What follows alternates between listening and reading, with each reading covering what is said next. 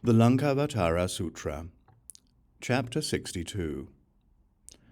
Mahāmati once again asked the Buddha, "Bhagavan, please tell me and the other bodhisattvas what characterizes the way of attainment, so that once I and the other bodhisattvas become skilled in understanding what characterizes the way of attainment, we will know its characteristics, and by knowing its characteristics, we will quickly attain unexcelled, perfect enlightenment, and not be misled by speculations or the maras of other paths."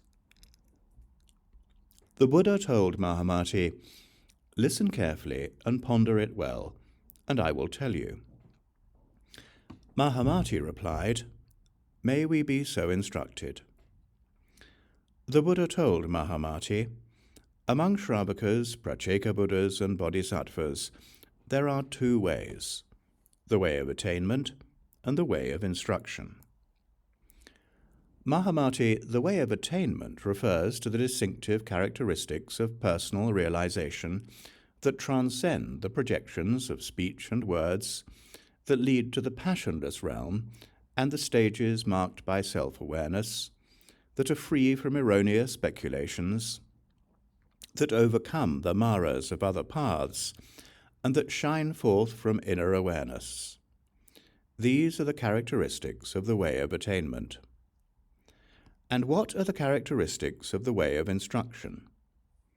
This refers to instruction in the 9 types of teachings that is free from such characteristics as sameness and difference, or existence and non-existence, and that uses means appropriate to the person in teaching the Dharma to help others attain liberation. These are the characteristics of the way of instruction, Mahāmati, and these are what you and the other bodhisattvas should cultivate. The Buddha then repeated the meaning of this in verse. The ways of attainment and instruction are based on realization and teaching.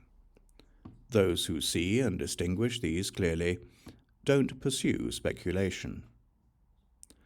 Non-existence as reality, this is what fools imagine. But why do they imagine non-existence as liberation? Contemplate conditioned things, the cycle of arising and cessation, the nourishing of dualities, mistaken views and ignorance. This one thing is true. Freedom from blame is nirvana. View projections of the world as illusions, as dreams, as banana tree trunks. Though desire, anger, and delusion exist, there is no person present. The skandhas arise from thirst. Their existence is a dream or illusion.